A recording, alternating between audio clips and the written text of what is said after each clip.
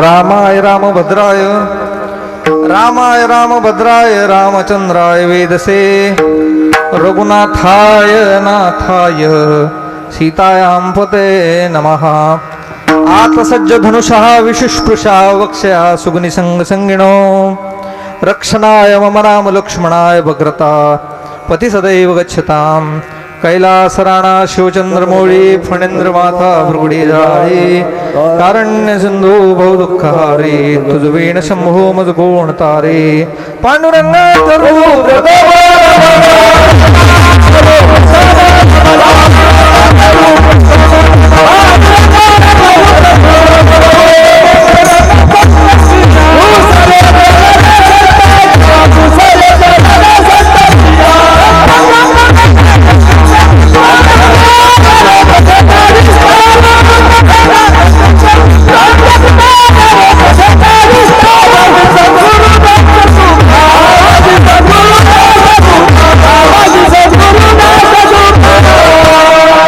करू प्रथम नमन दुसरे चरण संतांचिया त्यांच्या कृपादाने कथेचा विस्तारू बाबाजी सद्गुरु दास तुका ओम नमो ज्ञानेश्वरा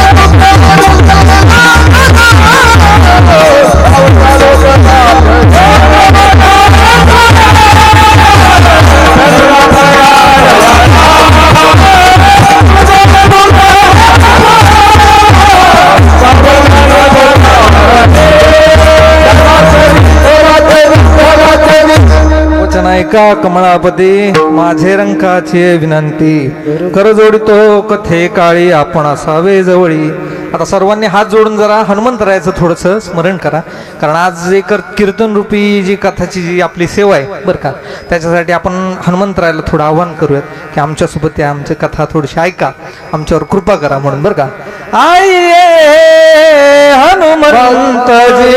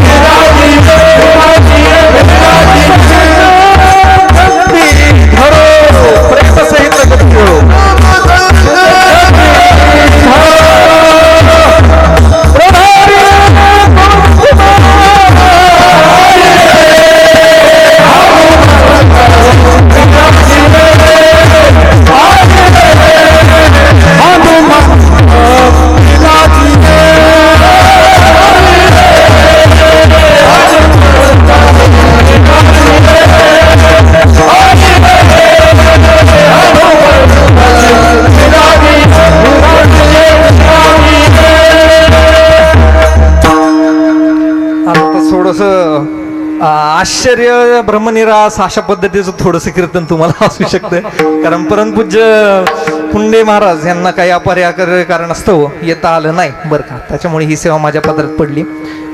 माझं महत् भाग्य आहे, पण तुमचं थोडंफार तुमचं भ्रमनिरास होऊ शकतं बरं का. विठ्ठल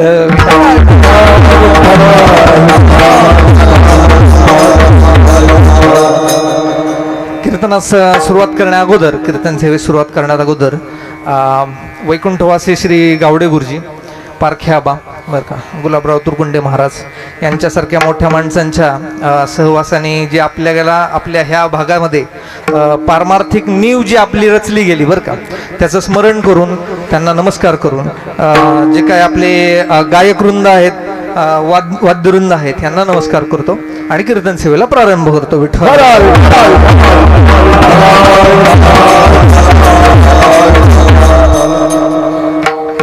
चिंतनासाठी घेतलेला अभंग बरं का, संत श्रेष्ठ जगद्गुरु श्री तुकोबाराय यांचा 4 चरणाचा प्राप्त्याची प्राप्ती आणि त्याच्यासाठी साध्य आणि साधन हे काय वापरलेले ह्याच्यासाठीचा अभंग आहे. विठ्ठल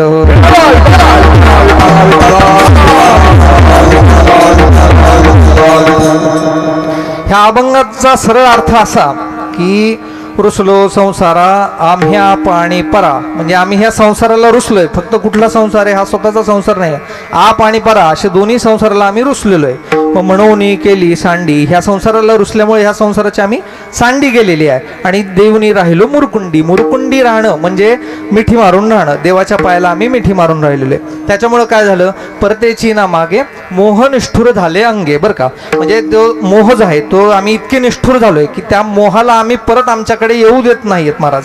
आणि ह्या सगळ्यामुळे काय होतंय, ह्या सगळ्यामुळे सापडला देव तुका म्हणे गेला भेव, म्हणजे ह्या सगळ्यामुळे काय झालेले, आम्हाला देव सापडलाय आणि त्याच्यामुळे आमच्या अंतःकरणात असलेली जी भीती आहे, जो भेव आहे, तो सगळा गेलेला आहे. विठ्ठल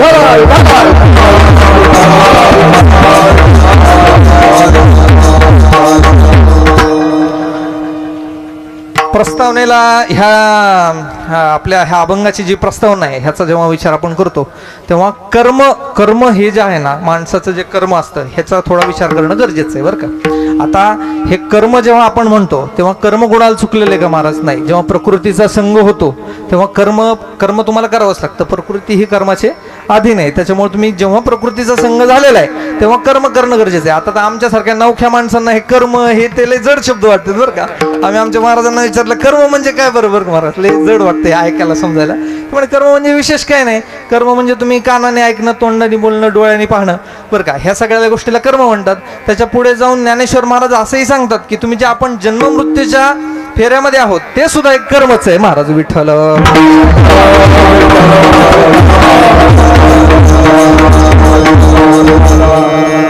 आता हे कर्म करत असताना ह्या अभंगामध्ये जेव्हा चिंतनात आपण शिरतोय बरं का, तर त्याच्यासाठी कर्माचे आपल्याला पहिले थोडेसे अभ्यास करावा लागेल.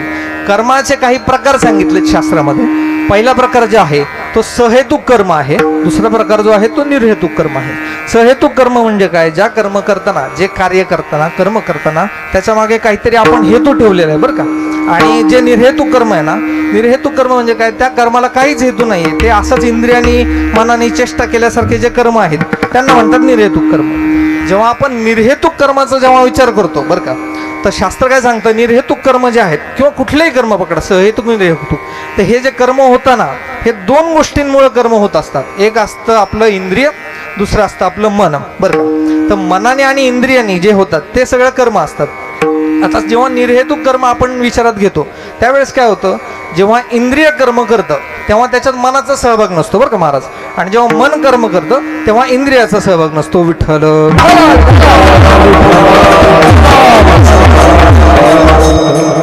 आता जेव्हा आपण इंद्रिय फक्त कर्म करतो त्याचं कसं आहे, आता सोपं समजण्यासारखं उदाहरण म्हणजे समजा आता दुकानदार आहेत बरं का, सकाळी उठले, देवपूजा झालेली आहे, निघाले दुकानदार, दुकान उघडायला निघाले बरं का. आता ती जी दुकानाच्या कुलपाची जी चावी आहे बरं का, ती चावी बोटामध्ये अडकून असं फिरून निघालाय बरं का. आता ह्या फिरवण्यामुळे काय नफा होणार आहे का सांगा बरं महाराज? गिरायक वाढणार आहे का? नाही वाढणार आहे. मग ही फक्त इंद्रियाने केलेली चेष्टेसारखे कर्म आहेत, ह्याचा काय मिनिंग नाही, ह्याला काही त्याला महत्व नाहीये. त्याच्यामुळे ही जी कर्म केलेली आहेत ह्याला म्हणतात निर्हेतुक कर्म. विठ्ठल हे झाले इंद्रियाने केलेले निर्हेतुक कर्म. तसेच मनाने केलेले जे निर्हेतुक कर्म असतात, त्या मनाने केलेले निर्हेतुक कर्म कुठले? तर मनाच्या जेव्हा आपण झोपेमध्ये असतो बरं का, तेव्हा तुमचे इंद्रिय शांत असतात, इंद्रिय कुठलीही कार्य करत नाहीत. आणि जेव्हा तुमचं झोपलेले असताना तुम्हाला स्वप्न पडतं, ते तुमच्या मनाचा खेळ आहे सगळा. मग ह्या स्वप्नामध्ये तुम्ही जे काय कार्य करता ते सगळे तुम्ही फक्त मनाने करताय, त्याच्यामध्ये इंद्रियांचा सहभाग नाही आहे. त्याच्यामुळे ते निर्हेतुक कर्म होतं. ह्या निर्हेतुक कर्माच्या, मनाच्या निर्हेतुक कर्माच्या जेव्हा उदाहरण सांगतात, तेव्हा आपले एकनाथ महाराज भागवतामध्ये असं सुंदर उदाहरण लिहिलेलं आहे बरं का. आता त्याचा श्लोकापेक्षा अर्थ सांगतो. त्याच्यात कसं आहे, राजा आहे बरं का, मोठा राजा आहे, खूप सारी संपत्ती आहे बरं का महाराज. आता त्या राजाला एवढं ऐश्वर्य संपन्न सगळं गोष्टी असताना शयनगृहात गेलेलं आहे, रात्रीचं जेवण झालेलं आहे भरपूर बरं का, आपल्यासारखं आत्ता जसं आपलं झालेलं आहे तसं जेवण फराळ झालेलं आहे त्यांचं. शयनगृहात गेलेले आहेत बरं का. छान सुमनांनी पुष्पांनी सजवलेलं त्यांचा हे आहे समजा, खोट आहे त्यांची समजा बरं का. आणि त्याच्यामुळं त्याच्या ह्याच्यावर ते पडलेले आहेत, झोपलेले आहेत, आराम करतायत. आणि त्यांच्या सेवेसाठी दासदासी आहेत, कुणी हवा घालते, कुणी पाय चेपते. अशा सगळ्या सुखवस्तू अवस्थेमध्ये जेव्हा राजा आहे आणि जेव्हा तो निद्रावस्थेत गेलेला आहे महाराज, तेव्हा एकनाथ महाराज म्हणतात त्याला स्वप्न पडलं. स्वप्न काय पडलं की त्याचं सगळं राज्य गेलेलं आहे बरं का. राज्य गेलेलं आहे, तो भिकारी झालेला आहे. त्याच्या हातामध्ये एक भाकरीचा कुटका आहे, कुटका म्हणजे तुकडा, शिळ्या भाकरीचा तुकडा आहे त्याच्या हातात बरं का. आणि तो शिळ्या भाकरीचा तुकडा त्याच्या पुत्र्यांनी नेला, म्हणून तो त्याचा त्रागा करतोय तो, विठ्ठल विठ्ठल. तर आता हे जे आहे हे सगळे मनाचे खेळ आहेत महाराज. हे कशामुळे झालेले आहे? हे सगळे कर्म जे झालेले आहेत ते सगळे निर्हेतुक कर्म आहेत. ह्याच्यात काही हेतू नाहीये. त्यांनी ठरवून काय केलं का? ठरवून स्वतःला भिकारी बनवलं का? सांगा, नाही बनवलं. ते निर्हेतुक कर्म आहे. पण महाराज काय म्हणतात, जेव्हा सहेतुक कर्म करायचंय बरं का, त्यावेळेस मन आणि इंद्रिय ह्यांची सांगड घालून जेव्हा आपण कुठलं कर्म, कुठलं कार्य करतो ते म्हणजे सहेतुक कर्म. विठ्ठल.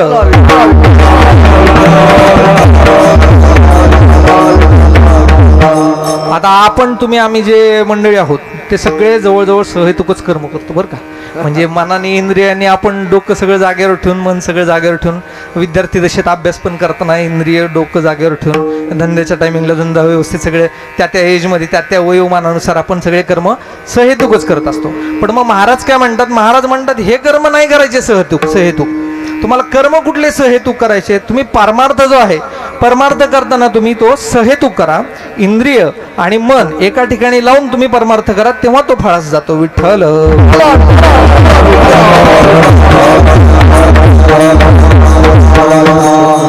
आता याचा विचार करत असताना मग ते काय म्हणतात की मग महाराज तुम्ही सांगता परमार्थ करा, तुम्ही केलंय का बाबा? एक शिष्य होते, विचारले तुकाराम महाराजांना, तुमचं काय, तुम्ही केलंय का? तुम्ही कसा परमार्थ केलाय? ते म्हणे आम्ही रात्रंदिवस ह्याच्यातच आहे, रात्रंदिवस आम्हाला हाच द्यासे. त्याच्यामुळं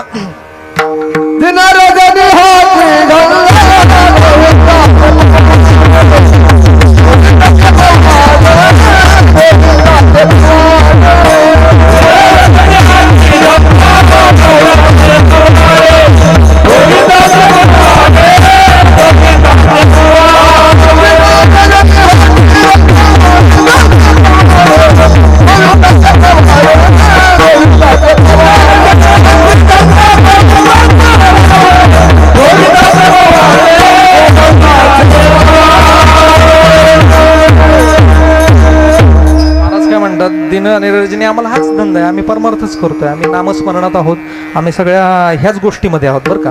पण आता वास्तविक तसं पाहायला गेलं तर संत मंडळींना हे सगळं करण्याची आवश्यकता आहे का, हा प्रश्न बरं का. तर आता का करतात मग? संत मंडळी त्या अवस्थेत गेलेले आहेत बरं का, त्या परम अवस्थेत ते गेलेले आहेत, पण तरी पण त्यांना हे कार्य, हे परमार्थ, हे नामस्मरण, ह्या गोष्टींची का गरज आहे? कारण जे संत मंडळी असतात महाराज, ते जे संत मंडळी तुम्हावर संस्कार करण्यासाठी, तुम्हाला आम्हाला कळण्यासाठी की परमार्थ कसा असतो, काय करावं लागतं, त्याच्यामुळे संतांचे चरित्र वाचावेत. त्याच्यामुळे संतांच्या चरित्रातून आपल्याला कळतं की आपण परमार्थ आपला जो आहे तो बरोबर मार्गाला जातोय का. आणि हे सांगण्यासाठी मात्र संत हे सगळे कार्य करत असतात त्यांच्या दृष्टीने बरं का. आता समजा संस्काराचा जरी भाग बघितला बरं का, तुम्ही एखाद्या आपल्या लहान लेकराला जर समजा तुम्ही बसून सांगितलं मन रामरक्षा, मनाचे श्लोक म्हण, नाही का, म्हण अथर्व शीर्ष, तर तो म्हणेल का महाराज? तो नाही म्हणणार. का नाही म्हणणार? कारण तुम्ही त्याच्या समोर बसून म्हणत नाहीयेत म्हणून नाही म्हणणार बरं का. विठ्ठल.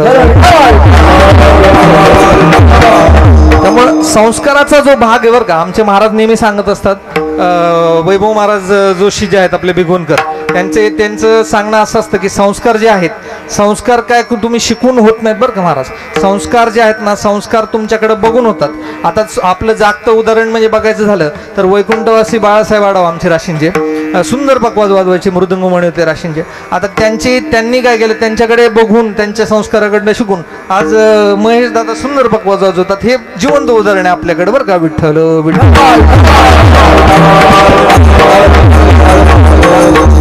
तर मग हे सगळे असे संस्कार करण्यासाठी संत मंडळी जे असतात ते हे सगळे कर्म करत असतात. मग संतांनी जे कर्म केलेत, परमार्थ केलेला आहे, तर मग परमार्थ केला, खूप कर्मकांड केलेलं आहे, समजा खूप नामस्मरण केलेलं आहे. प्रत्येक संताची पद्धत वेगळी आहे. कुणी कर्मकांड केलं, कुणी योग याद केले, कुणी नामस्मरण केलं भरपूर सारं. अशा सगळ्यांनी जे केलेल्या क्रिया आहेत, तर मग भक्तांनी विचारलं, मग तुम्ही केलं पण तुम्ही हे करताय कशासाठी, ह्याच्या मागं तुम्हाला काय मिळणार आहे बरं का. तर आजच्या पारमार्थिक दृष्टीचा जो फायदा आहे बरं का, आजच्या स्थितीचा जर आपण विचार केला तर परमार्थ करताना दोन गोष्टीचा आजचा मेन जो त्याच्या मागचा हेतू आहे तो काय समजतो आपल्याला, तो एक तर धन असतं किंवा मग प्रसिद्धी असते बरं का. तर मग हे तुकाराम महाराजांना कोणी विचारलं, तुम्हाला धनाची हाऊस आहे का बाबा, तर मग धनासाठी करताय का हे, का प्रसिद्धीसाठी करताय, कशासाठी करताय तुम्ही एवढं जे परमार्थ करतायत तुम्ही बरं का, तर तुम्ही कशासाठी करतायत. तर मग तुकाराम महाराज म्हणले, धनाचं आम्हाला काहीच नाही, हे आम्हाला मातीसारखं आहे, मृत्तिके समान आहे सगळे, ह्याचा काही उपयोग नाही आम्हाला.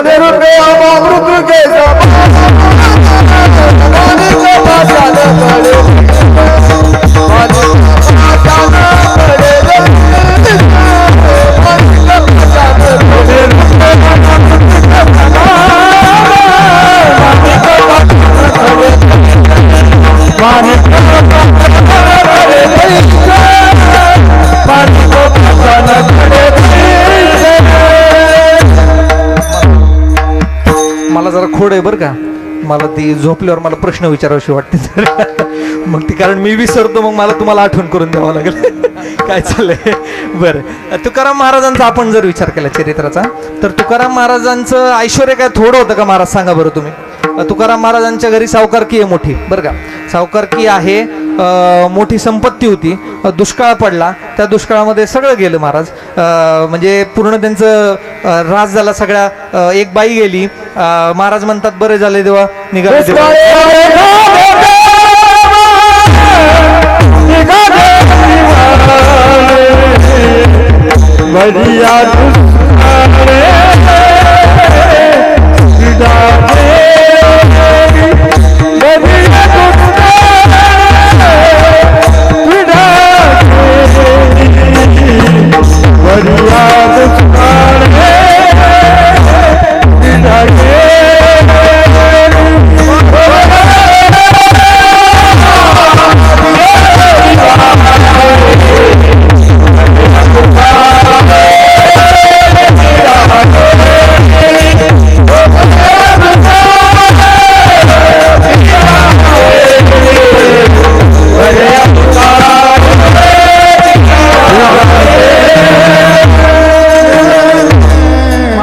बरं झालं देवा, दिवाळी निघालं, सगळी पिढा गेली आमच्या मागची बरं का.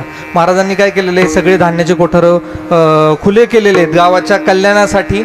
सगळे धान्याचे कोठारं खुले केले, धान्य वाटून दिलं महाराज, सगळी संपत्ती गेली, सावकारकीच्या वह्या बुडवल्या.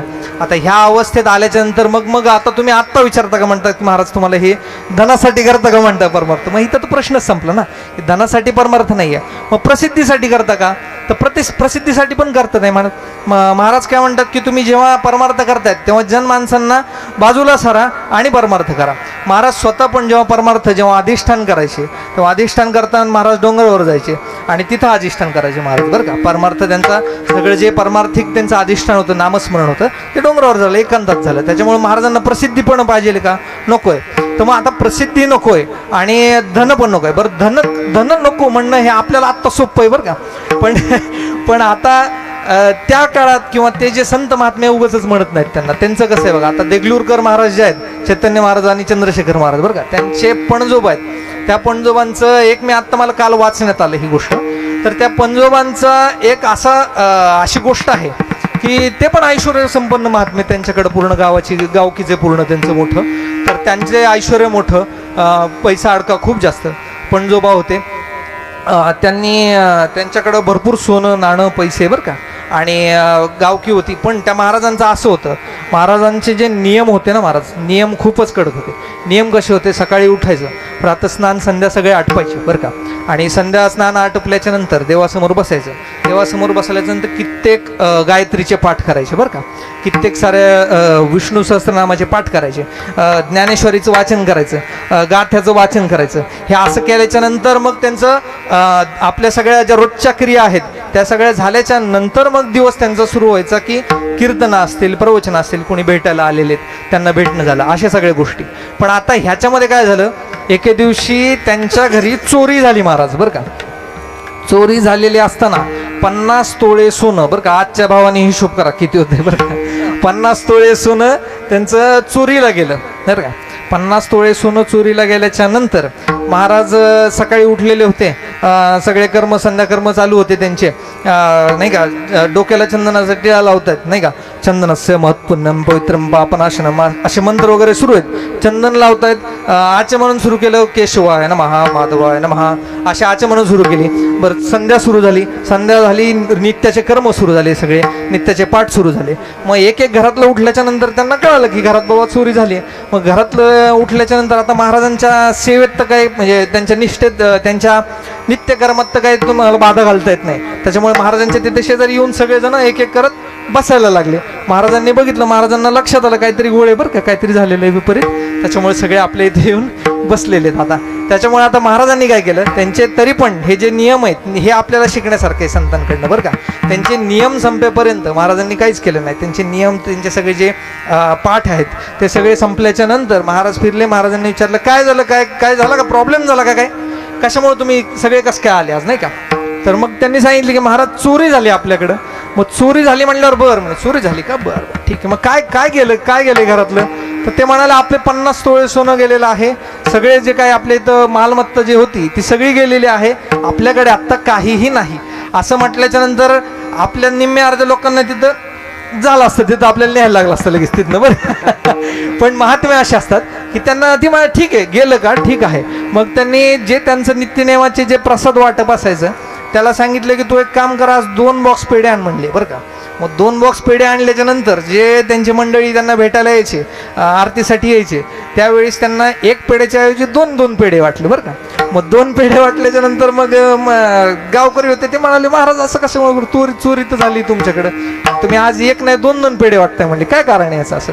तर मग ते महाराज म्हणाले की अहो ह्याचे कारण असे आहेत की 1 पेढा ह्याच्यासाठी की माझ्याकडचे जे मोहाचं कारण होतं बरं का, ते देवाने एका फटक्यात माझं सगळं घालून टाकलं म्हणे, माझ्याकडे मोहाचं काही कारण उरलं नाही. म्हणजे हे तुकाराम महाराजांचं लक्षण की बरे झाले देवा, निघाले दिवाळे बरं का, असं सांगितलं. आणि दुसरं कारण असं की जनकल्याणाचं, जनसामान्याचं कसं कल्याण चिंततात बरं का संत लोक. तर त्यांनी दुसरं कारण असं सांगितलं की ज्याला मिळालं त्याला 50 तोळे 1 कट्टी सोनं मिळालं, त्याला 10 घरं फिरावं लागले नाही. विठ्ठल बरं.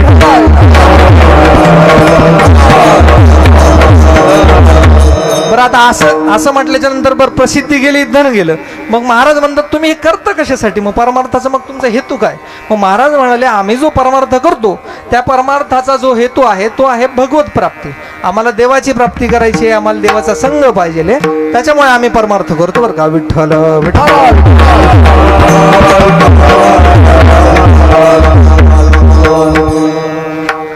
मग आपल्यासारखे काही काही हुशार असतात ते म्हणले, मग महाराज इतके दिवस परमार्थ केलाय, भेटलाय का देव म्हणले बरं का. मग म्हणले भेटलाय का देव तुम्हाला, ते म्हणे हो भेटलाय म्हणे आम्हाला. तर कसा भेटला ते महाराज अभंगाच्या शेवटच्या चरणात सापडला देव, सापडला देव,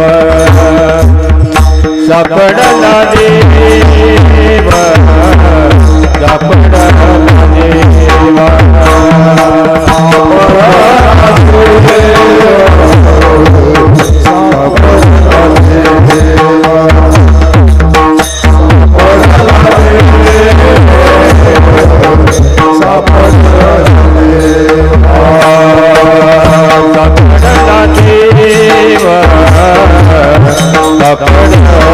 देवा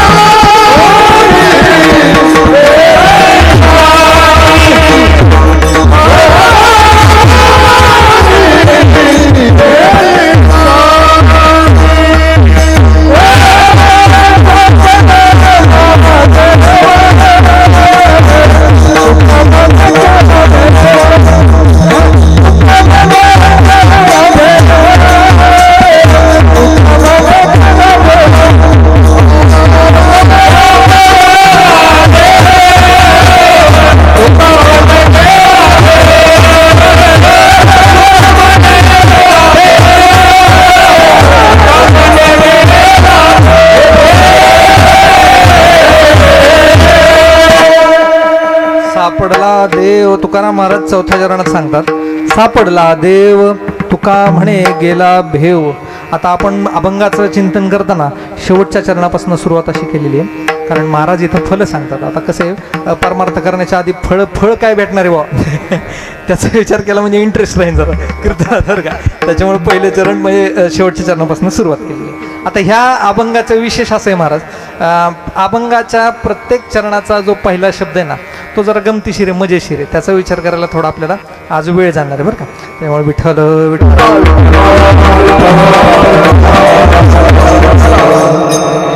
इथं या चरणात महाराज म्हणतात सापडला देव. आता इथं सापडला शब्द वापरलाय बरं का. सापडते कुठली गोष्ट, जी गोष्टचं अस्तित्व नाही ती गोष्ट सापडते का सांगा मला?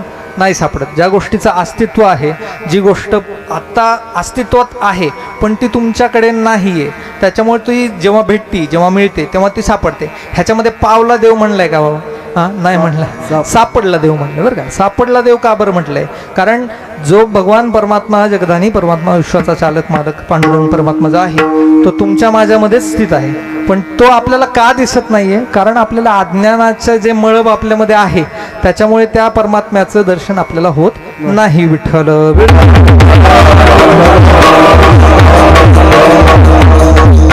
मग सापडत का नाही आहे? त्याचं मेन कारण जे आहे ना, मूळ कारण जे आहे ते मूळ कारण आहे अज्ञान.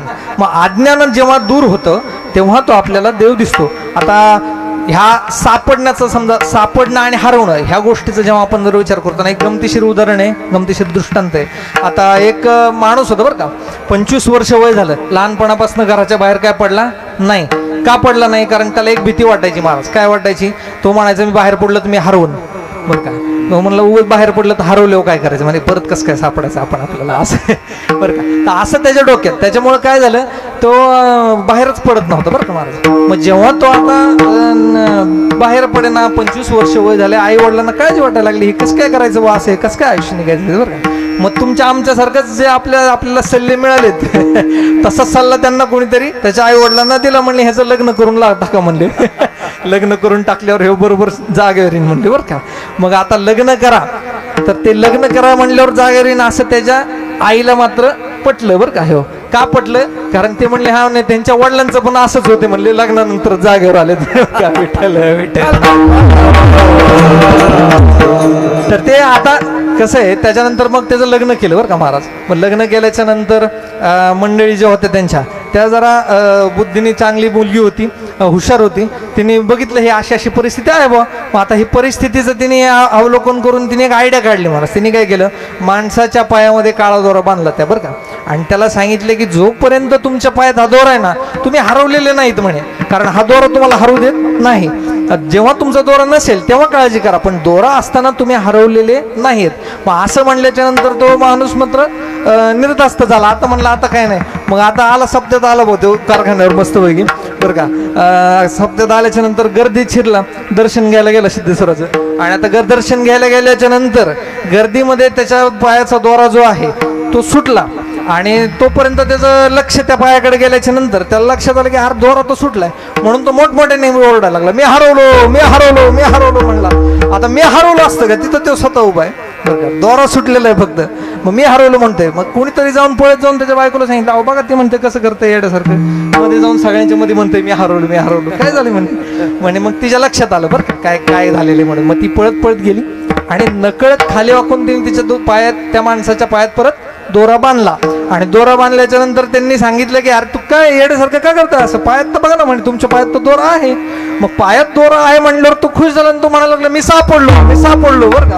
असं आता वास्तविक इथं जर पाहिलं तर वास्तविक याचा विचार करताना आपण असं बघा की तो ना हरवलाय ना सापडलाय, पण त्याच्यामध्ये जे अज्ञान होतं त्या अज्ञानामुळे तो हरवलाच होता. आणि अज्ञानाचं समजा त्याच्या दृष्टिकोनातनं दोरा बांधणं हे त्याच्यासाठी ज्ञान आहे, म्हणून तो तिथे सापडलाय. विठ्ठल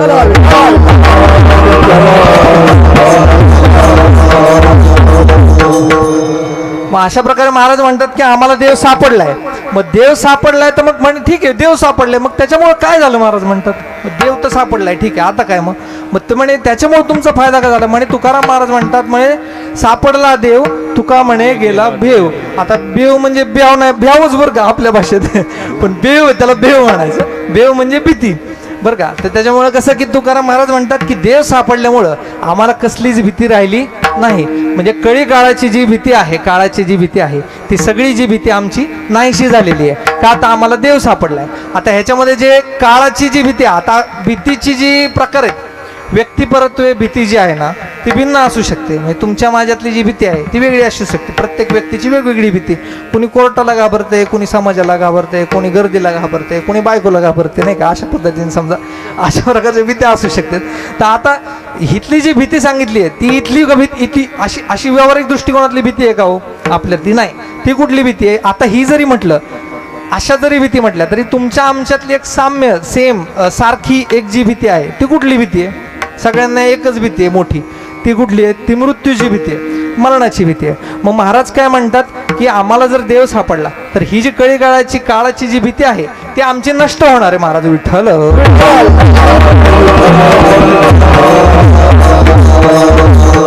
मग महाराज काय म्हणतात, आम्हा हरिदासा आम्हाला काही भीतीच नाहीये महाराज, बरं का. आम्हाला काळाची भीती नाही, आम्हाला मरणाची भीती नाहीये, बरं का. त्याच्यामुळे आता एक माऊलींच्या समाधीच्या वेळेस एक गोष्ट आहे छोटीशी, बरं का, की काळाला पण नामस्मरण केल्याच्या नंतर काळाला पण आपण जेव्हा नामस्मरणाचं अधिष्ठान करतो तेव्हा आपली जी भीती आहे ती कशी जाते, किंवा त्या वैष्णवाला, त्या साधकाला त्या गोष्टीची भीती का नाही वाटत, कशी नाही वाटत, अशा पद्धतीने सांगणारी छोटीशी गोष्ट आहे. माऊलींची 16 वर्षातच माऊली समाधीस्थ होणार होते. आता समाधी ह्याच्या आधी, दृष्टांताच्या आधी किंवा गोष्टीच्या आधी समाधी आणि संजीवन समाधी ह्याच्यातला फरक थोडा आपल्याला आपण थोडंसं हे करूयात, बरं का, बोलूयात. आता समाधी जी असते, समाधी आणि संजीवन समाधी ह्या दोन्ही गोष्टी योगाच्या प्रक्रियेद्वारे होतात, बरं का. समाधी जी आहे, समाधी जी असते त्याच्यामध्ये आपण शरीर आपलं सोडून आत्मा विलीन होतो, बरं का. त्यामुळं मोठमोठे जे महात्मे आहेत ज्यांची समाधी लागते, समाधी घेतात, ते योगाच्या एका विशिष्ट प्रक्रियेचा वापर करून ते आपला देह सोडतात, आत्मा विलीन करतात आणि ते स्वतःच्या मर्जीने, त्यांच्या मर्जीने त्यांचं प्रभुत्व असतं मृत्यूवर. त्याच्यामुळे ती समाधी म्हटली जाते, बरं का. महाराज विठ्ठल.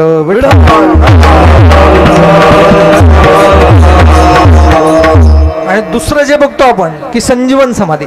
संजीवन समाधी जेव्हा आपण म्हणतो तर त्यावेळेस देहही जात नाही, आत्माही जात नाही. पूर्ण रूपाने ती जी ऊर्जा आहे, ती जी शक्ती आहे, ते जे रूप आहे ते पूर्ण तिथेच आहे महाराज, बरं का. आता आपण आपल्या माऊलींची जी समाधी आहे ती आपण संजीवन समाधी म्हणतो, बरं का.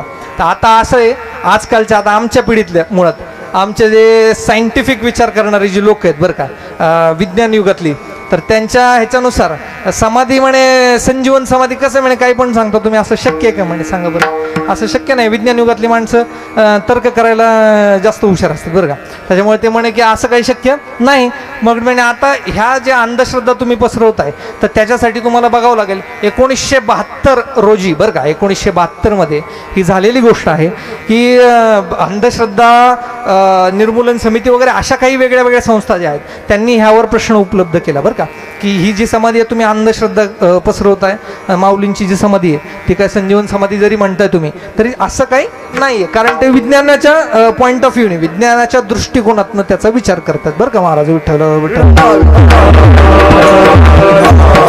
आता पुढे काय झालं, त्या काळी मामासाहेब दांडेकर होते, बरं का. त्याच्यानंतर त्यांनी काय केलं, मामासाहेब दांडेकरांनी ही गोष्ट बघितली, ह्याचं बघितलं, कारण ह्या सगळ्या एका गोष्टीमुळं पूर्ण वारकरी संप्रदाय, पूर्ण आळंदी, पंढरपूर हे सगळं ढवळून निघलं असतं. मग मामासाहेब दांडेकरांनी काय केलं, मामासाहेब दांडेकरांनी दिल्लीवरून आणि लंडनवरून असे शास्त्रज्ञ बोलून घेतले, बरं का, कारण सेंट्रलशी कनेक्ट करून त्यांना ह्या जो हा प्रकार आहे ह्याचा थोडासा सिरियसनेस किंवा त्यांची महत्त्व सांगून शास्त्रज्ञ बोलून घेतले गेले आळंदीमध्ये शास्त्रज्ञ बोलवल्याच्या नंतर त्यांनी वेगवेगळ्या मशिनरीज आणल्या, बरं का. त्या मशिनरी असतात फ्रिक्वेन्सी कॅल्क्युलेटर, बरं का, जे फ्रिक्वेन्सी असते म्हणजे आपल्या शरीरातनं ज्या ऊर्जा निघतात, बरं का, त्या ऊर्जा निघणाऱ्या ज्या आहेत त्या मशिनीमध्ये त्या कॅप्चर होते त्या, आणि त्या कॅप्चर झालेल्या ऊर्जेवरून कळतं की इथं काही ऊर्जा आहे का, इथं काही एनर्जी आहे का, इथं कोणता माणूस आहे. आपण प्रत्येक जो माणूस आहे त्याच्या शरीरातनं काही वेव्स, काही ऊर्जा बाहेर पडत असतात. तर तशा मशिनरीज घेऊन आले ते, त्याच्यामध्ये हे सगळं कळत होतं.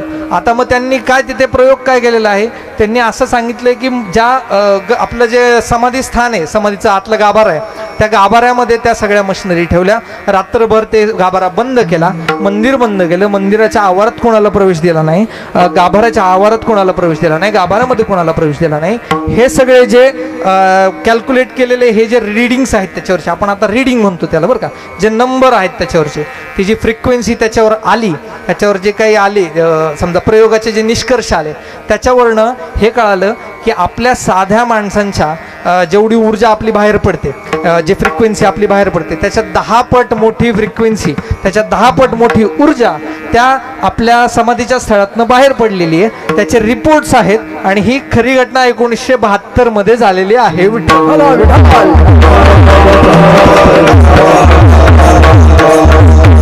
मग आता ह्याचा अर्थ काय झाला महाराज, की आपण सापडला देव, तुका म्हणे गेला बेव, बरं का. मग आता आपण इथं होतो बेव मध्ये. बेव कशाचा? मृत्यूचा बेव नाहीये, म्हणून त्याला मृत्यूचा बेव नसल्यामुळे मृत्यूच नाहीये. ज्ञानेश्वर महाराज म्हणजे प्रत्यक्ष विष्णूचा अवतार आहे, त्याच्यामुळे ते काय त्याच्यात तो प्रश्नच नाही. पण जे आपण वैष्णव जे आहोत, जे आपण नामस्मरणाचे अधिष्ठान आहे आपल्याकडं, नामस्मरण जे आपण करतो, तर त्यांना घाबरायची काय गरज नाही, त्यांना भिहायची काय गरज नाहीये, त्यांना मृत्यूचं काय भय नाहीये.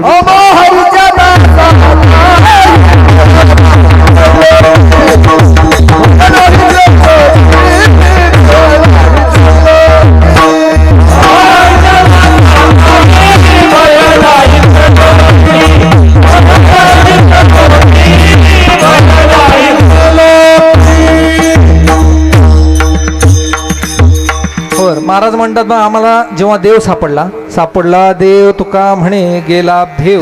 आमचा हा सगळा जो भीती होती, भेव होता, ते आम्ही निर्भय झालो, आम्हाला भीती काय असल्याची राहिली नाही. मग महाराज म्हणतात निर्भय होण्यासाठी पण तुम्ही काय केलं बघ, काय साधन केलं, काय साधन वापरलं म्हणून हे तुम्हाला साध्य झालेलं आहे.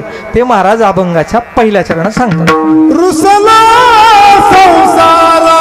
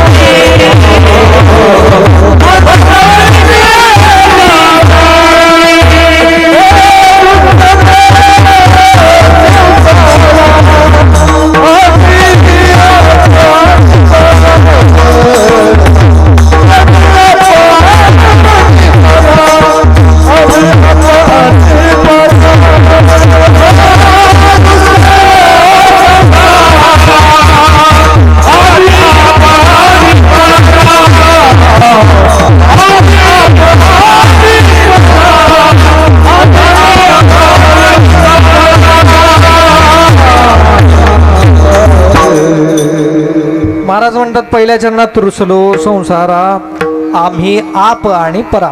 आता ह्याच्यामध्ये पण ह्या चरणामध्ये पण पहिला जो शब्द आहे बरं का, परत एकदा रुसलोय. मग आता हे रुसणं काय आहे बाबा? रुसणं हे काय आपल्या तुमच्या आमच्यासारखं रुसणं का? आपल्यालाही माहिती रुसणं सगळ्यांना बरं का, त्याच्यामुळे तुमच्या आमच्यासारखं रुसणं आहे काही नाही आहे. आपलं रुसणं वेगळे, म्हणजे रुसणं फक्त आपल्यापासूनच नाही बरं का, हे पुराणापासून रुसणं आलेलं आहे. मग रुसणं ज्या रुसण्यामुळे रामायण महाभारत जे झालेलं आहे ते रुसण्यामुळे झाले, काही काही रुसली रामायण झालेले बरं का, अशा पद्धतीच्या गोष्टी.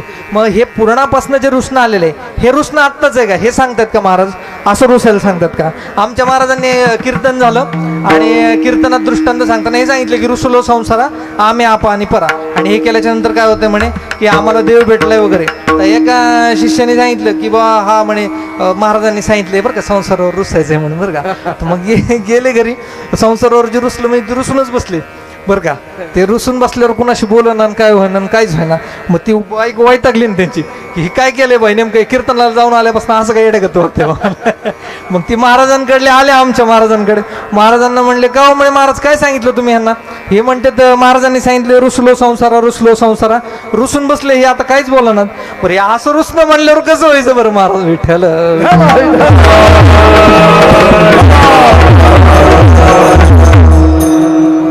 आमचे वडील परमपूज्य पुण्य महाराज दृष्टांत सांगतात बरं का. गोड गमतीशीर आहे. जाता जाता भाऊ 2 मिनिटात. एक शेतकरी आहे बरं का. घरात वाद झालेले आहेत बरं का, भरपूर भांडणं झालेत, वाद झालेत बायकोसोबत. बाय म्हणला निघाला बा घरनं, म्हणला मी आता काही येत नाही म्हणला तुमच्याकडे बरं का, परत हे घरदार परत बघणार नाही, तुमचा संबंध सुटला, आता मी प्रतिज्ञा करतो म्हणला मी आता ह्या घरात परत येत नाही. आणि गेला निघून गेल्यावर म्हणला मी चालू पंढरपूरला म्हणला आणि माळावर जाऊन बसलो बरं. तिथं गेल्याच्या नंतर जसा जसा टाइम जाईल, जसे जसे 1-2 तास जातील तसे तसे माणसाचे विचार बदलायला लागतात. 1 तास गेला, 1 तास गेल्यावर तो म्हणला आता रुसायचं पण ठीक आहे म्हणे, काय आता मी रुसलोय पण ह्यांनी पण समजून घ्यायला पाहिजे माझं वय झालंय, म्हातारा माणूस आहे, काय पण बोलत असतं त्याचं काय असते म्हणजे एवढं काय रागवायचंय म्हणले बरं का. दुसऱ्या 2-3 तास गेल्यावर म्हणले बरं त्यांचं ठीक आहे, आता त्यांचं तरी कोण ऐकायचंय म्हणलं मीच आहे त्यांच्यापेक्षा नाही का, दुसरं कोणी मोठं म्हणून मलाच ऐकून घेणार. आणि 3-4 तास गेल्यावर तर तो म्हणला काय रुसणं काय असतंय म्हणलं, रुसणंच नसतंय म्हणलं विठ्ठल. बरं आता ही एवढं झाल्याच्या नंतर घरी तर जाऊ वाटतंय पण घरी जाऊ शकत नाही, कारण सकाळी तर प्रतिज्ञा घेऊन आलेला आहे की तुमचं तोंड नाही बघणार म्हणून बरं का. मग आता घरी कसं काय जायचं एवढं विचार करता करता झाली संध्याकाळ झाल्यावर नेमकी तिची गुरं आहेत का नाही ते गुरं चरून घराकडे चालली होती. बरं घराकडे चाललेल्या गुरांकडे बघितलं आणि त्याला आयडिया आली बरं का. आयडिया आल्यावर ते म्हणलं आता झालं काम, आपल्याला घरात जायला काय साधन मिळालेले बरं का. मग त्याने काय केलं, त्याने मागून जाऊन म्हशीची शिपटी पकडली आणि म्हशीची शिपटी पकडत म्हशीच्या मागं गेला. गारापाशी जाऊपर्यंत शांत होता. जसा घरी पोचला तसं मोठमोठ्याने म्हणायला लागला अगं म्हशी मला कुठं नेशी बरं का. म्हशी म्हणले मला कुठं नेती म्हणलं तू असं म्हण. बरं ती म्हैस नेते का सांगा बरं महाराज, म्हैस नाही नेते पण त्याचं रुसणं जे आहे ते रुसणं गेलेलं आहे विठ्ठल.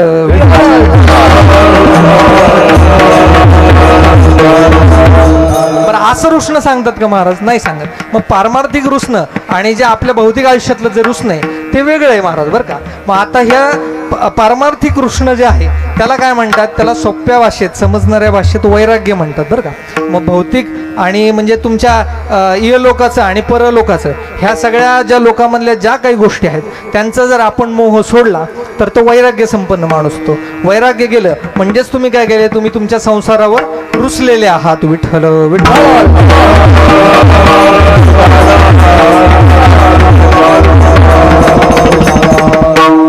महाराज म्हणतात नुसतं रुसायचं नाही, कसं रुसायचंय, आम्ही आप रुसलो संसारा आम्ही आप आणि परा असं आहे. थोडेसे फोड जर केली त्या शब्दाची तर रुसलो संसार आम्ही या संसाराला रुसलेलो आहे, पण कुठल्या संसाराला रुसलेलो आहे, आप आणि परा. मग आप संसार कुठला आणि परा संसार कुठला? आप म्हणजे काय, जे स्वतः आपण आहोत त्याला आप म्हणायचं. म्हणजे माझ्या इंद्रियांच्या माझ्या शरीराच्या संदर्भाने जो काही संसार आहे बरं का त्याच्यावर रुसायचं म्हणजे आप संसाराला रुसणं झालं. आणि परसंसार म्हणजे काय की आपल्या इंद्रियाच्या किंवा आपल्या स्वतःच्या दृष्टिकोनातनं जे त्या स्वतःच्या संदर्भातनं जे काही बाकीचा संसार आहे, मुलं बाळं शेजारी पाजारी घरदार ह्या ज्या सगळ्या ज्या गोष्टी आहेत ह्याच्याशी रुसणं म्हणजे परसंसाराला रुसणं झालं विठ्ठल.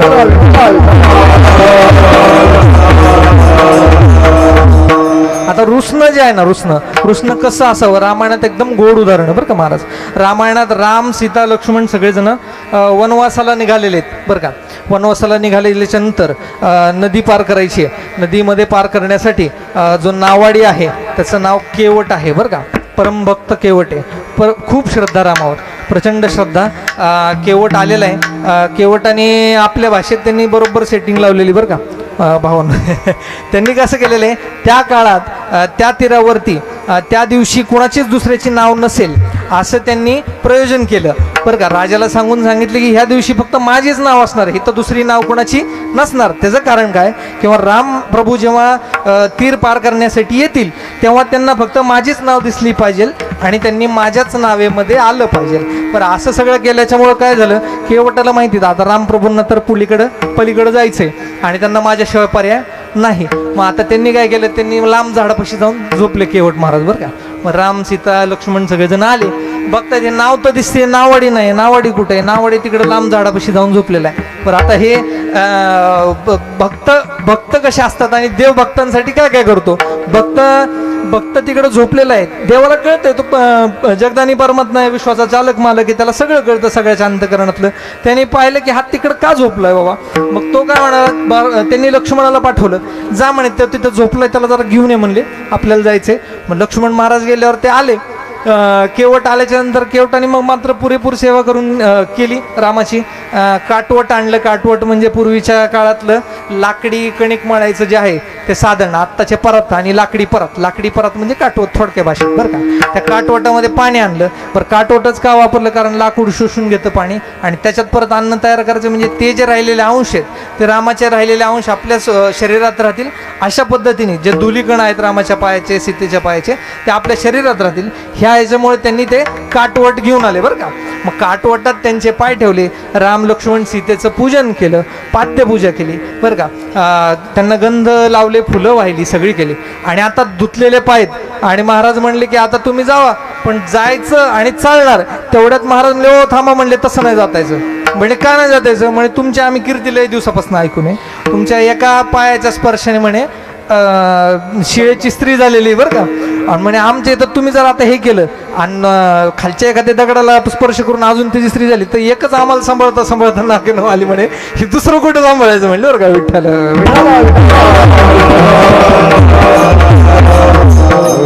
तर मग सेवा करण्यासाठी हे सगळे केवटाने प्रयोग केले. मग सेवा करण्यासाठी काय केलं, मग नाव आणि भगवान परमात्म्याच्या मध्ये जेवढं अंतर होतं त्या अंतरात झोपले केवट बरं का.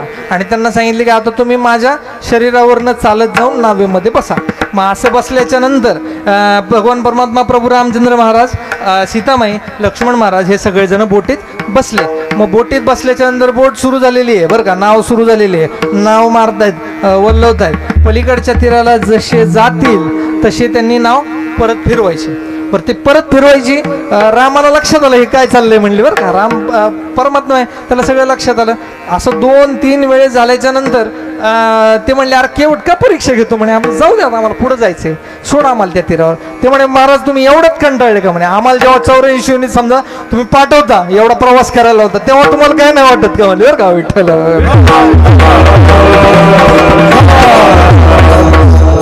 बरं, मग शेवटी जसं तसं करून केवटाने रामाला त्या तीरावर सोडलेलं आहे बरं का.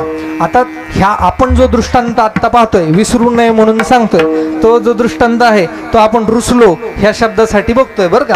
मग रुसलो कसं, केवट त्या तीरावर गेल्याच्या नंतर केवटाने भगवान परमात्म्याला खाली उतरवलं. भगवान परमात्मा पुढच्या प्रवासासाठी निघाले, पण केवटाने त्या ठिकाणी त्याच तीरावर दुसऱ्या तीरावर बसून डोळ्याला पट्टी बांधली, संसाराला रुसवा केला, संसाराचा सोडून दिला, त्याचा त्याग केला. म्हटले भगवान परमात्म्याचं परत एकदा जेव्हा जोपर्यंत दर्शन होत नाही तोपर्यंत काय मी संसारात जाऊ शकत नाही, डोळ्याची पट्टी काढू शकत नाही. असं वैराग्य संपन्न जेव्हा त्यांच्या अंतःकरणात भाव तयार झाला, तर तोच भाव तुकाराम महाराज आपल्या ह्या चरणात सांगतात, विठ्ठल विठ्ठल.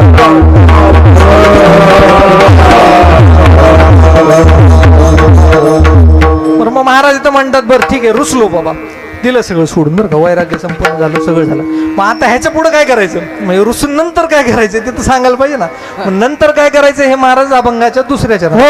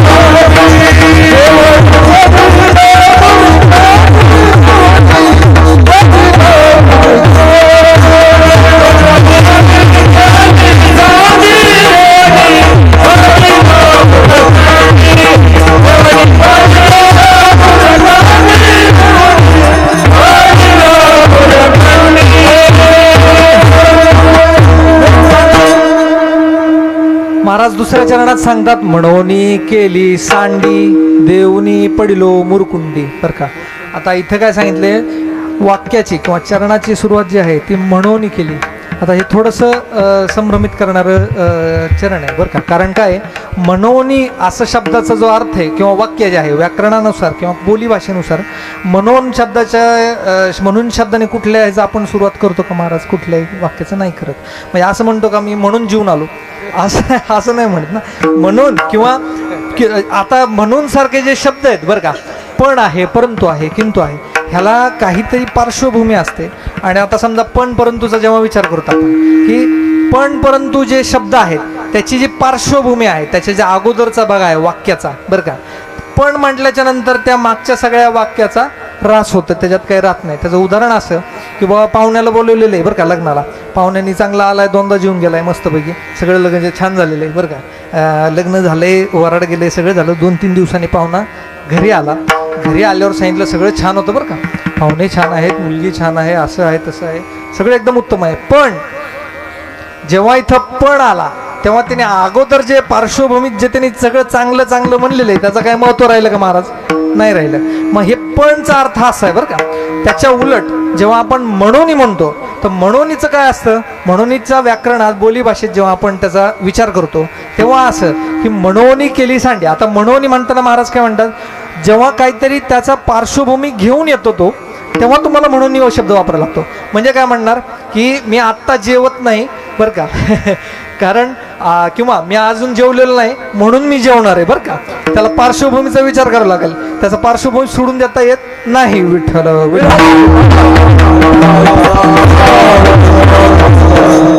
या ठिकाणी असं काय म्हटलेलं की मग महाराज काय म्हणतात, म्हणोनी केली सांडी. मग चरणाची सुरुवात म्हणोनी कसं काय करतात बरं महाराज? मग ह्या म्हणोनीचा विचार करताना परत एकदा ह्या अभंगाचा हा म्हणोनी पहिला शब्द आहे बरं का. ह्या पहिल्या शब्दाचा परत एकदा विचार करताना जर आपण बघितलं तर म्हणोनी केली सांडी, तर म्हणोनी का सांडी केली? तर आता आपण जर गाथ्याचा अभ्यास व्यवस्थित केला तर गाथ्यामध्ये प्रचंड प्रमाणात अशा अभंग आहेत की जे सांगतात की संसाराची सांडी का करावी किंवा संसार असा आहे म्हणून आपण सांडी करावी. मग समजा आता समजा हरिपाठ जरी बघितला आपण, लटिका व्यवहार सर्व हा संसार,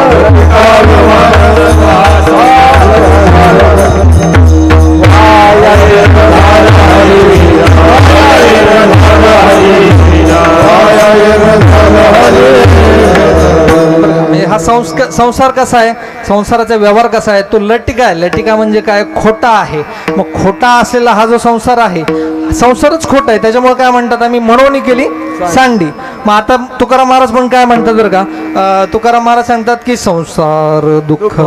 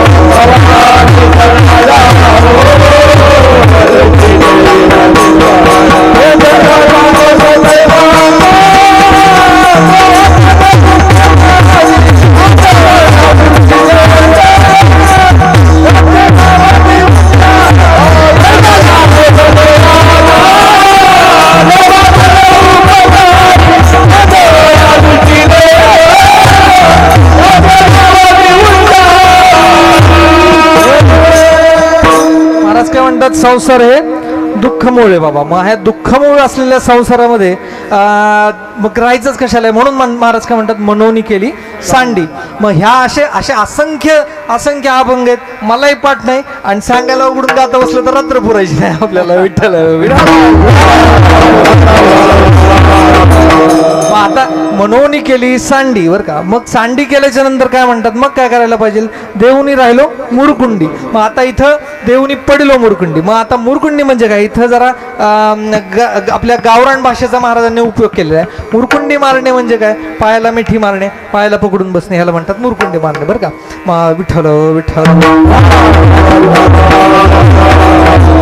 हो, एक भक्त गेला म्हणला म्हणून केली सांडी, देऊनी बसलो देऊनी पडलो मुरकुंडी म्हणे बरं का. मग आता जाऊन मुरकुंडी मारायची म्हणली बाबा पंढरपूरला जाऊन बरं का. गेले बाबा 3-4 तास प्रवास करून पंढरपूरला गेले, 2 तास लाईनीमध्ये थांबले बरं का. आलेत आता मंदिरात आलेलेत, मंदिरात आल्याच्यानंतर लाईन पुढे सरकते बरं का. पुढे सरकल्याच्यानंतर आता विचार पक्का डोक्यात आहे की गेल्याच्यानंतर पायाला मुरकुंडी मारायची, मिठी मारायची बरं का. आता गेल्याच्या नंतर पाय शोधूस तर जो सिक्युरिटी गार्डनी ओढला आणि दक्षिण द्वारातनं बाहेर फेकला का नाही, ना मुरकुंडी बसली, ना विठ्ठल दिसला, ना काय घातलं होतं विठ्ठलाने ते नसलं. त्याच्यामुळे हे वास्तविक आपल्या भौतिक आत्ताच्या जगात हे शक्य आहे का हो? नाही शक्य. मग महाराज इथं मुरकुंडी मारणे म्हणजे काय म्हणतात, मनाने आणि तुमच्या चित्ताने तुम्ही महाराजांच्या भगवान परमात्मा, जगधानी परमात्मा, विश्वाचा चालक महाराज पांडुरंग महाराज ह्यांच्या पायाशी तुम्ही लीन व्हा, त्यांचा विचार करा, आणि ह्यालाच महाराज मुरकुंडी म्हणतात.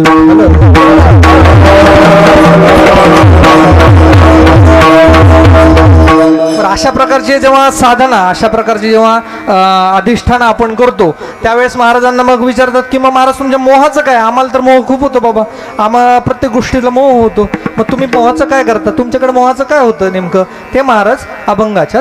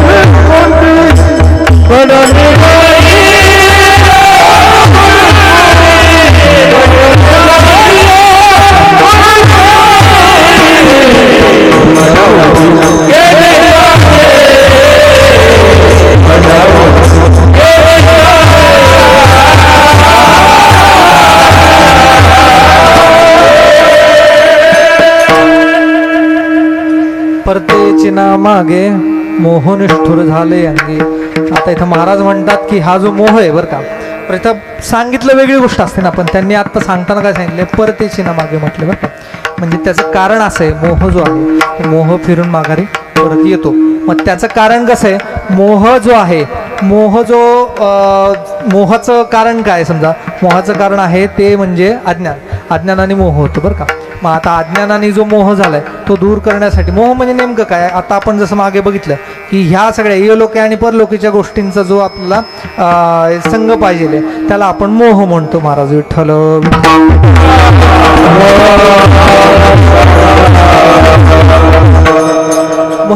मोहाचं उदाहरण सांगताना आमचे म्हणजे गुरुवारी पुंडे साहेब एक दृष्टांत सांगतात बरं का.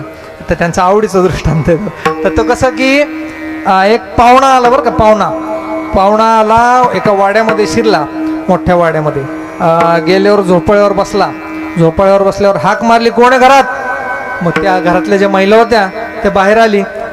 त्यांनी नमस्कार वगैरे केला, वडीलधारा माणूस होता, नमस्कार केला. मग त्यांनी एकदम ऑर्डर द्यायला सुरुवात केली, जा आता एक पाणी आणा, एक ग्लासभर थंड 15-20 मिनिटांनी मला जरा सरबत आणा. 15-20 मिनिटाच्या नंतर सरबत झाल्याच्या नंतर 1-2 तासाने आपण जेवण करणार आहोत. ह्या सगळ्या ऑर्डर दिल्या आणि त्याला म्हणले जा आता तू. विठ्ठल विठ्ठल. आता त्याच्यानंतर ह्या महिलेला वाटलं की अरे हे कोणतरी पाहुणा दिसतोय मोठा, आता आपल्या ओळखीचा नाहीये, त्याचा अर्थ काय तो नवऱ्याकडचा पाहुणा असावा. मग असं म्हणून ती महिला गेली आतमध्ये, त्याचा सगळा सोपस्कार केला, त्याला पाणी दिलं, सरबत दिलं, जेवण दिलं बरं का. सगळं झाल्याच्या नंतर महाराज आपले झोपड्यावर छान वामकुक्षी करत झोपलेले आहेत बरं का. आणि त्याच्यानंतर मग संध्याकाळची वेळ झाली, नवरा आला. नवरा आल्यावर नवऱ्याने पाहिले कोणतरी चांगला वडीलधारा माणूस दिसतोय बरं का, झोपड्यावर झोपलेला आहे, आराम करतोय. आज जाऊन विचारलं का रे कोण येते बाहेर, कोण झोपलं बाहेर. ते म्हणले पाहुणे पाहुणे बरं का. पण पाहुणे म्हणल्यावर नवऱ्याचा संभ्रम असा झाला की बायकोकडचे पाहुणेत म्हणून बरं का.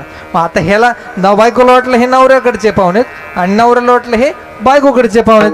मग आता हे दोन्ही घरचे पाहुणे नसताना पण ह्यांच्यात संवाद व्यवस्थित झालेला नसल्यामुळं काय झालं, तो पाहुणा चांगला 2-3 आठवडे राहिला. चांगलं समाजाचं गप्पा केल्या, राजकारणाच्या गप्पा केल्या मस्तपैकी बरं का. जेवणं खावणं व्यवस्थित जिथल्या तिथं बरं. वडीलधारा असल्यामुळे मान वेगळे सांगतील त्या गोष्टी. आज पोहे म्हणले तर पोहे, उद्या उपीट म्हणलं तर उपीट, अशी गोष्ट तिथं बरं का. मग आता हे सगळं असं झाल्याच्या नंतर 2 आठवडे झाल्यावर नवरा चिडला ना. नवरा म्हणला तुझा पाहुणा कधी जाणार आहे म्हणलं घरी. 2 आठवडे राहतात का कुठं बरं का, कधी जाणार तुझा पाहुणा घरी. तुझं म्हणल्यावर मग ती बाई म्हणली आमचं नाही हो पाहुणा, आम्हाला तर वाटलं तुमचा पाहुणा आहे म्हणले बरं का.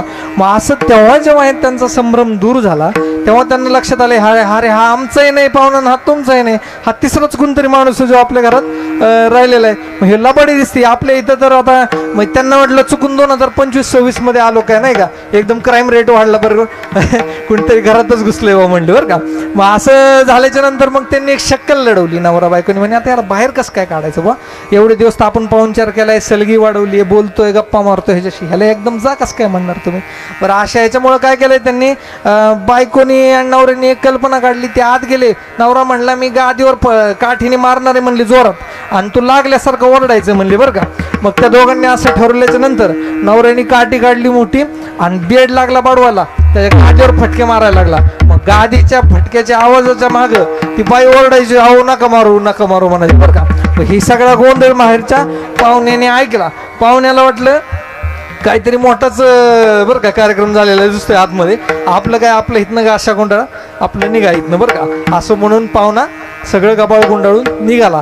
पाहुणा दाराबाहेर पडला. नवरा बायकोने वाकून बघितलं की पाहुणा गेलेला दिसतोय बरं का. मग म्हणले याला कल्पना आपली सक्सेसफुल ठरली म्हणायची बरं का. मग ही काय आता पाहुणा गेलेला आहे. बाहेर आल्यावर आनंदित झालेल्या नवऱ्याने म्हणले कस काय म्हणे आपण ऍक्टिंग केली म्हणे तुला मारायची बरं का, कस काय भारी झाली का नाही ऍक्टिंग. मग ती बायको पण म्हणली कस काय म्हणे मी रडायची ऍक्टिंग केली. आणि तेवढं ऐकून दाराबाहेर थांबलेला जो पाहुणा आहे तो वाकून म्हणलं कस काय मी जायची ऍक्टिंग केली म्हणलं का विठ्ठल.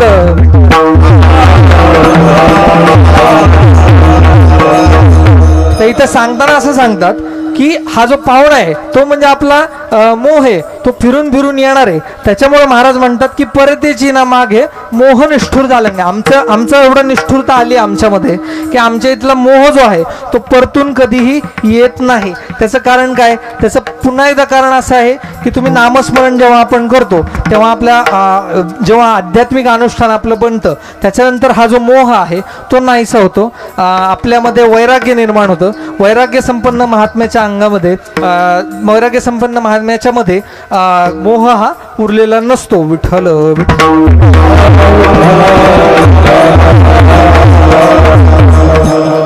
त्याच्यामुळे महाराज काय सांगतात की आपण सगळ्यांनी जे आहे ते नामस्मरण हे केलं पाहिजे. नामस्मरणाने काय होतात बरं, जेव्हा आता महाराज सांगतात की तुम्हाला मोह काढायचा आहे बरं का, तुम्हाला बाकी काय करायची गरज नाही. आता आपण गीतेचं अध्ययन केलेली माणसं आहोत बरं का. तर गीतेमध्ये काय सांगितले, जेव्हा अर्जुनाला मोह झाला तेव्हा अर्जुनाचा मोह काढण्यासाठी 700 श्लोकाची गीता भगवान परमात्मा श्रीकृष्णाला सांगावी लागली. 700 श्लोकाची गीता सांगितल्याच्या नंतर अर्जुनाचा जो मोह आहे तो नाहीसा झाला आणि मग महाभारत युद्ध पूर्णत्वास गेलं. पांडव जिंकले, ही त्याची पुढची गोष्ट. पण इथं आपल्याला संत महात्मे, आपले संत मंडळी जे आहेत ते काय सांगतात, तुम्हाला एवढं करायची गरज आहे का? तुमचा संभ्रम जाण्यासाठी काय करायला पाहिजे? तुम्ही नामस्मरण करा, नामस्मरण करा, अधिष्ठान करा, नियम करा. आणि हे नामस्मरण जेव्हा तुम्ही करताल तेव्हा तुमच्या पूर्वजन्मीचं जे अरिष्ट आहे, पूर्वजन्मीचं जे खातं म्हणूयात आपण त्याला सोप्या शब्दात, जे पूर्वजन्मातलं खातं आहे ते खातं जेव्हा पूर्ण होईल तुमचं, ते पूर्ण झाल्याच्या नंतर तुम्ही त्या एका लेवलला, त्या एका स्थितीमध्ये येताल नामस्मरण करून, तेव्हा तुम्हाला गुरुची प्राप्ती होईल, गुरु भेटेल. गुरु भेटल्याच्या नंतर मात्र तुम्हाला काही काळजी करायची गरज नाहीये, कारण गुरुचा हात पकडून गुरु तुम्हाला बरोबर त्या दिशेने नेणार आहेत. पण त्याच्यासाठी मग त्या गुरुचे भेट झाल्याच्या नंतर ना मोह राहत नाही ना काही राहत नाही. पण मोहाचा अशी गंमत आहे, मोह एकटा येत नाही बरं का. मोह जे आहे ना, मोह फॅमिली पॅक आहे बरं का आपल्या भाषेत, म्हणजे हे पूर्ण कुटुंब आहे मोहाचं. मोह जे आहे, मोह झाला तर मोहाचा मुलगा असतो त्यांचा लोभ बरं का. आणि लोभ आहे, लोभ म्हणजे काय, मोह झाल्याच्या नंतर लोभ होतो की मला पाहिजेच आहे बाबा ही गोष्ट.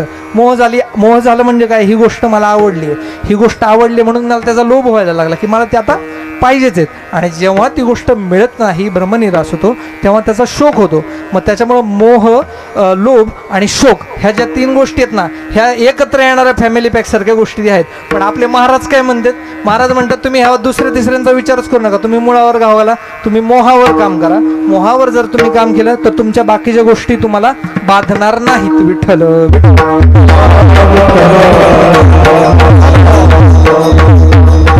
त्याच्यामुळे नामस्मरण करणं साधा सरळ सोपं. आता आपण यूट्यूबच्या आणि रील्सच्या जमान्यात आहोत. तुमच्या आमच्या रील्समध्ये प्रेमानंद महाराज येत असतील बरं का, त्याचा विचार करा.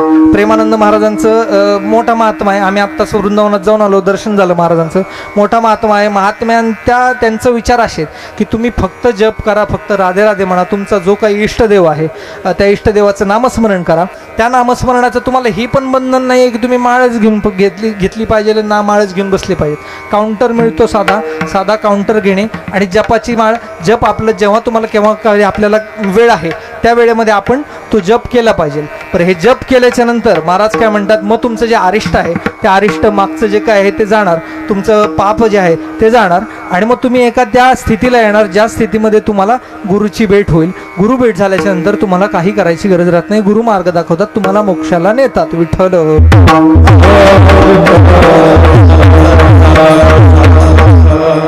त्यामुळे महाराज या अभंगात असं म्हणतात. महाराज जेव्हा आपण परत एकदा सरळ सोट ह्या अभंगाचा अर्थ आपण जर विचार केला परत एकदा बरं का, तर महाराज काय म्हणतात, रुसलो संसारा आम्ही आप आणि परा. तुम्ही पहिली गोष्ट काय करायचे, रुसायचे म्हणजे पारमार्थिक जीवनातलं रुसायचे, सगळ्या गोष्टींचा त्याग करायचा आहे. त्याग करणे म्हणजे आमचे गोंदवलेकर महाराज सांगतात बरं का, की मनाने अनुसंधान करायचं आणि शरीराने कर्म करायचे. म्हणजे मनाने तुमचं मन जे आहे ते देवाच्या पाशी राहिलं पाहिजे आणि जे शरीराने जे आहेत ते तुमचे प्राप्त कर्म जे आहेत ते तुम्ही शरीराने केलेच पाहिजे, त्याच्याशिवाय सुटका नाही. महाराज विठ्ठल विठ्ठल.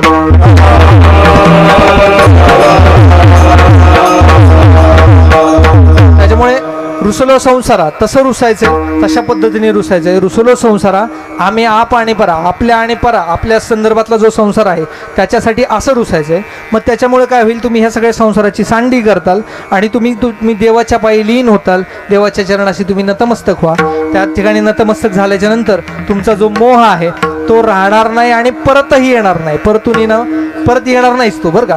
त्याच्यामुळे मोह नाही झाला आणि मोह राहिला नाही, आला नाही. त्याच्यानंतर तुम्हाला काय होईल, तुम्हाला तुमच्या स्वस्वभावातला स्वमधला जो देव आहे, स्वतःचा जो देव आहे बरं का, अंतरात्म्याचा जो देव आहे, देवाचा शोध होईल, तो सापडेल. आणि तो सापडला देव तर मग त्याच्यानंतर तुम्हाला कुठल्याही प्रकारची भीती राहणार नाही. तुम्ही मोक्षाला जायला प्राप्त होताल. विठ्ठल विठ्ठल.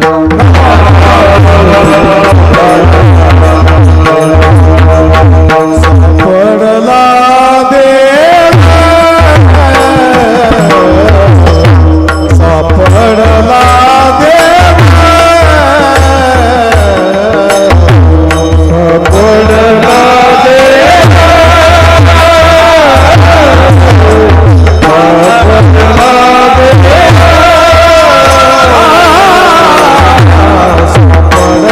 सापडला देव सापडला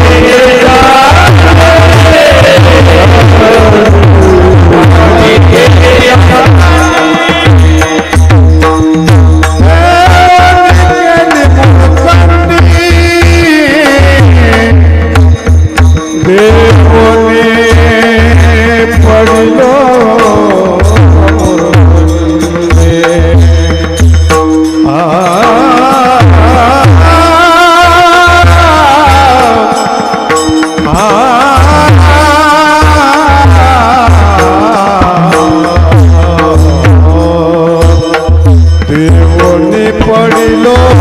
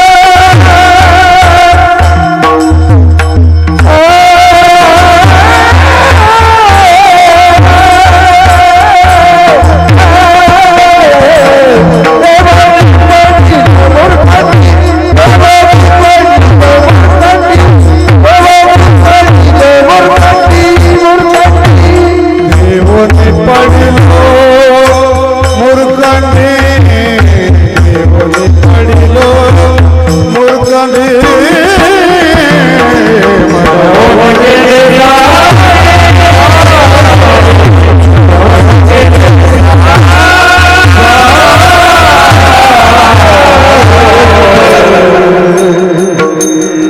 अशा प्रकारे असा सुंदर अतिशय सुंदर असा सप्ताह आहे बरं का. आपल्याला उपलब्ध करून दिलेल्या गोष्टी आहेत. परमार्थ करायचा आहे सगळ्यांनी नामस्मरण करायचं आहे बरं का. अधिष्ठान करूयात आणि भगवत प्राप्तीसाठी प्रयत्न करूयात.